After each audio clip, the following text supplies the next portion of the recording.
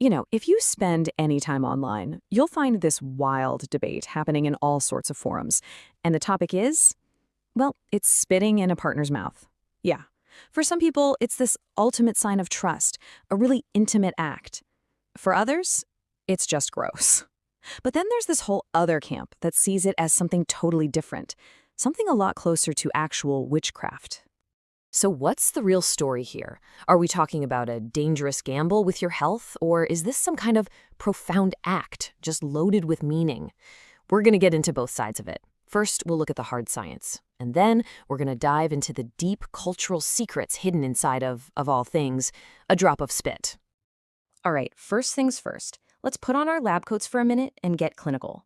What is actually going on when saliva is exchanged between two people? What are the real health risks we should know about?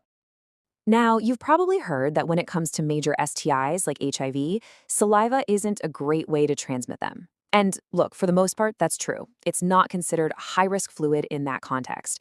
So case closed, right? Totally safe? Well, not so fast.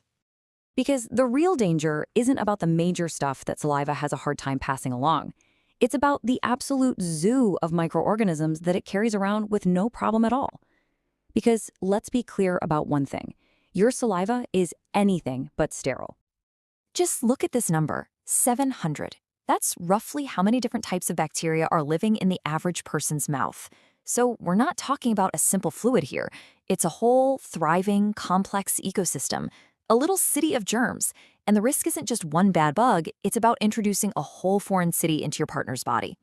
And it goes way beyond bacteria. We're talking about the easy stuff like the common cold or COVID-19. Oral herpes or HSV-1 is definitely a risk, especially if there are any active sores. And yeah, even some STIs that can live in the throat like gonorrhea and syphilis have a chance, it's not zero, of being transmitted this way. It basically turns this seemingly simple act into a total roll of the dice. So, if you remember one thing from the science part, let it be this. The saliva itself isn't really the bad guy. It's the pathway. The biggest risk by far is any kind of break in the skin. Bleeding gums, a little kink or sore, even those tiny tears you get from flossing, they all become wide open doors. They create a direct superhighway for those 700 types of bacteria and any viruses to get right into the bloodstream.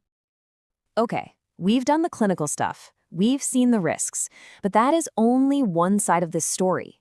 So now let's take off the lab coat, leave the microscope behind, and jump from science into culture. Because here, the meaning of this exact same act gets turned completely on its head. And this just sums it up perfectly, doesn't it? For so many of us, spitting is the ultimate insult. It's a sign of total disrespect.